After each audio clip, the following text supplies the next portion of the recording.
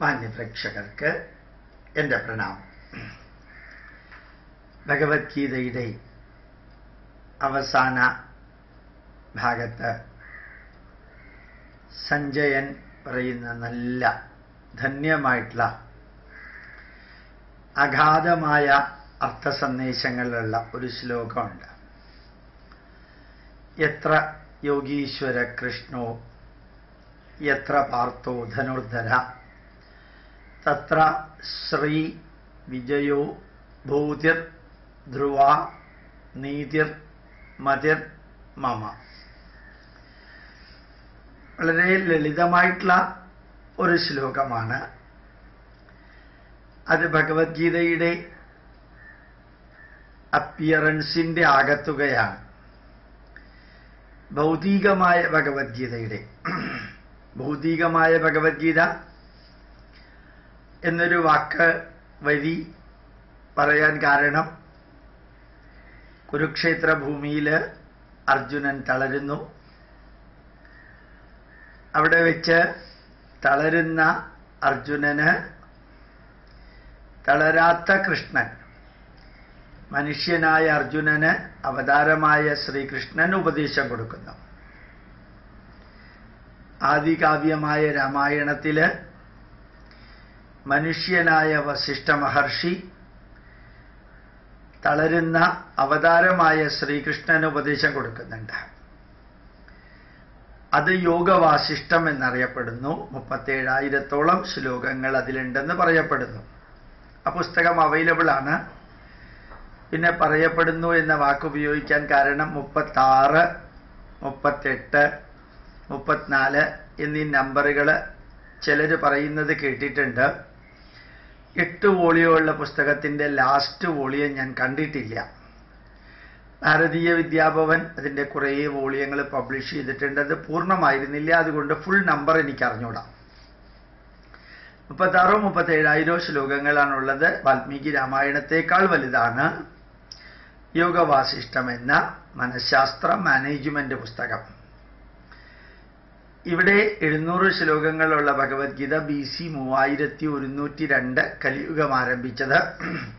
അതിന് 38 വർഷങ്ങൾക്ക് മുമ്പ് BC 3140 എഴുതിയിരിക്കാൻ സാധ്യതയുള്ള ഭഗവത്ഗീതയിൽ സഞ്ജയൻ പറയുന്ന ഈ ഭൗതിക കാഴ്ച, ശ്രീകൃഷ്ണൻ അർജുനന് ഭഗവത്ഗീത ഉപദേശിച്ചു കൊടുക്കുന്നത്, സഞ്ജയൻ യുദ്ധം തുടങ്ങി 7-ാം ദിവസം, അത് ഭൗതികമായിട്ടുള്ള യുദ്ധമോ മാനസികമായിട്ടുള്ള യുദ്ധമോ, ധർമ്മവും അധർമ്മവും തമ്മിലുള്ള യുദ്ധമോ, ശരിയും തെറ്റും തമ്മിലുള്ള യുദ്ധമോ എന്തുമാവട്ടെ, യുദ്ധം തുടങ്ങി 7-ാം ദിവസം ധൃതരാഷ്ട്രരുടെ മുമ്പിൽ വന്ന് താൻ കണ്ട കാഴ്ചകളെല്ലാം വിവരിക്കുകയാണ്. കേട്ടതും കണ്ടതും വിവരിക്കുകയാണ്.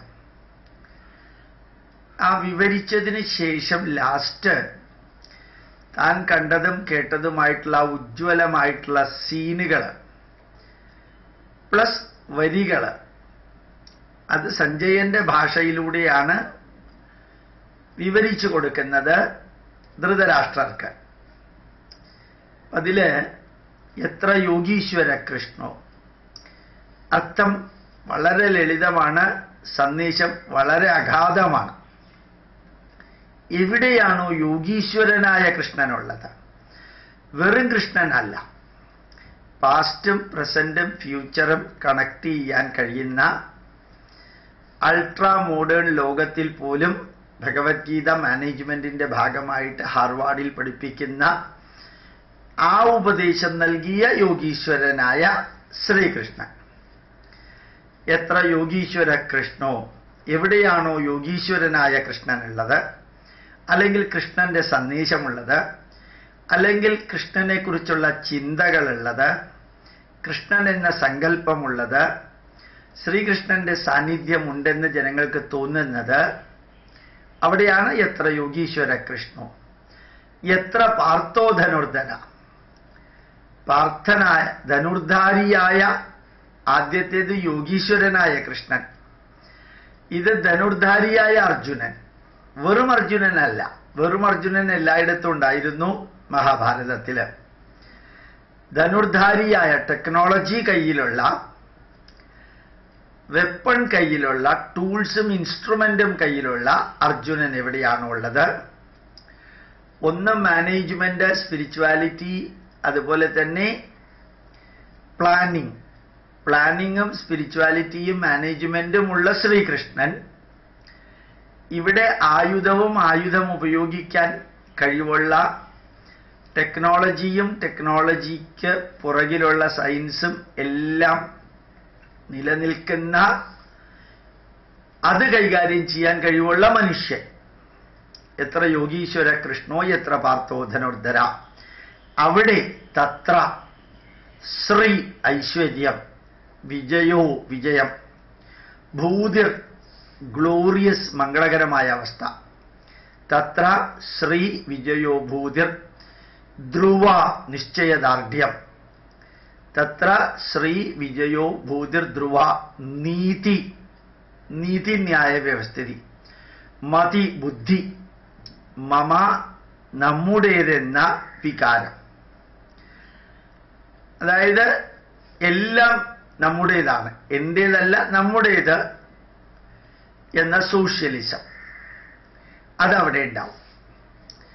അപ്പൊ ആത്മീയതയും മാനേജ്മെന്റും പ്ലാനിങ്ങും കഴിവും പാസ്റ്റും പ്രസന്റും ഫ്യൂച്ചറും തമ്മിൽ ഇന്റഗ്രേറ്റ് ചെയ്യാനുള്ള കപ്പാസിറ്റിയും കാലിബറുമുള്ള ശ്രീകൃഷ്ണൻ, അല്ലെങ്കിൽ ശ്രീകൃഷ്ണന്റെ ആ ക്വാളിറ്റീസ് എവിടെയാണോ ഉള്ളത്, അധർമ്മത്തെയും അനീതിയെയും അന്യായത്തെയും പ്രതിരോധിക്കാൻ കപ്പാസിറ്റിയുള്ള, ആയുധവും ആവശ്യമായിട്ടുള്ള ഇൻസ്ട്രുമെന്റ്സും ടൂൾസുമുള്ള അർജുനൻ എവിടെയാണോ ഉള്ളത്, ഇവര് രണ്ട് പുരുഷ സങ്കല്പങ്ങളാണ്, പുരുഷന്മാരാണ്. അതെവിടെയാണോ ഉള്ളത് അവിടെ 6 സ്ത്രീ സങ്കല്പങ്ങളാണ് ഉള്ളത്.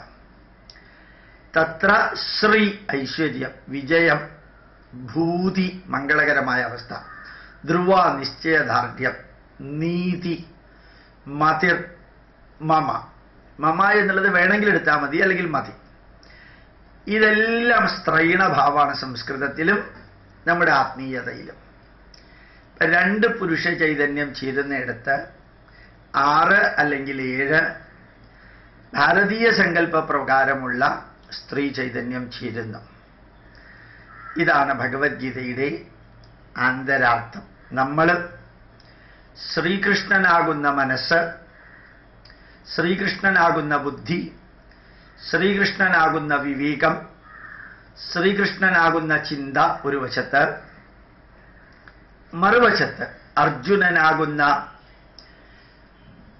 ശക്തി, അർജുനനാകുന്ന ശരീരം, അർജുനനാകുന്ന വളർച്ച, തളർച്ചയില്ലായ്മ, അർജുനനാകുന്ന കർമ്മശേഷി, അർജുനനാകുന്ന ടെക്നോളജി, അർജുനനാകുന്ന ടെക്നോളജിക്കൽ ആപ്ലിക്കേഷൻ.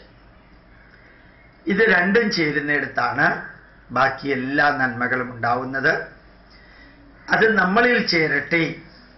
നമ്മൾ രണ്ടുപേരിലല്ല, ഓരോ വ്യക്തിയിലും, ഓരോ സ്ത്രീയിലും പുരുഷനിലും ഈ രണ്ടും ചേരട്ടെ എന്ന് നമുക്ക് ഡോക്ടർ APJ അബ്ദുൽ കലാമിന്റെ സ്മൃതി മണ്ഡപം ഇന്നലെ പ്രധാനമന്ത്രി ഉദ്ഘാടനം ചെയ്ത് പറഞ്ഞ ഉജ്ജ്വലമായ 2022 ഭാരതം സമഗ്ര വികസിത രാഷ്ട്രമാകണമെന്ന അബ്ദുൽ കലാമിന്റെ സ്വപ്നം സാക്ഷാത്കരിക്കാൻ ഈ സന്ദേശം നമുക്ക് പ്രയോജനപ്രദമാകട്ടെ. പ്രണാമം, നമസ്കാരം.